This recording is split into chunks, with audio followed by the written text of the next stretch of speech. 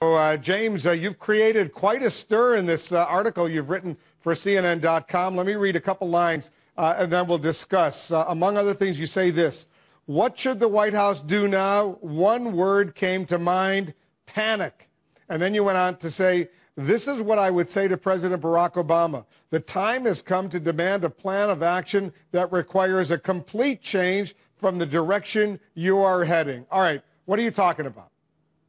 Well, simply this, but we lost 2 elections Tuesday night. We lost 65 elections in first Tuesday in November. The economy is sliding, not sideways. If anything, is sliding back. Macroeconomic advisors say there's a 1/3 chance we're going into another recession. You look at how crazy the opposition party is, cheering death and everything else, and you say, hey, we got to change direction here. We got to do something different. This is not working, not politically, not economically, not anything. So bring in a new team and indicate to people that you get it. They understand that you were dealt a very tough hand, but you just keep playing the same hand over and over again. It's not working.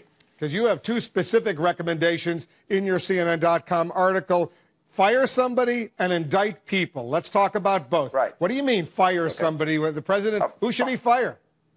You know, look, when we lost all the seats in 1994, a lot of us got fired. I didn't have a consulting contract with the DNC.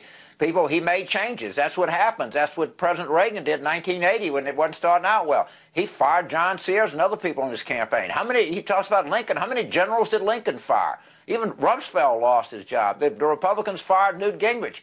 When things are not going well, I'm sorry that the coach, the manager, you know this, we're both sports fans. You got to do something. You got to try to change direction here.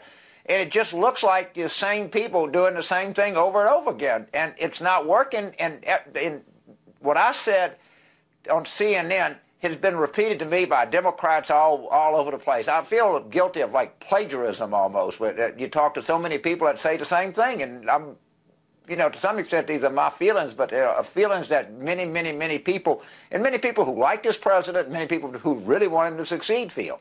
But he's not going to fire himself. He's not going to fire the vice president. So who does he fire? He's got a new chief of staff. Rahm Emanuel's gone. He's got Bill Daley. Right. Who does he fire?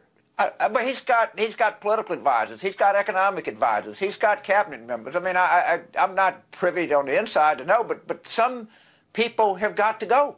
And it may be that they got to go unjustly, or maybe they're doing the best they can under the circumstances. That doesn't matter.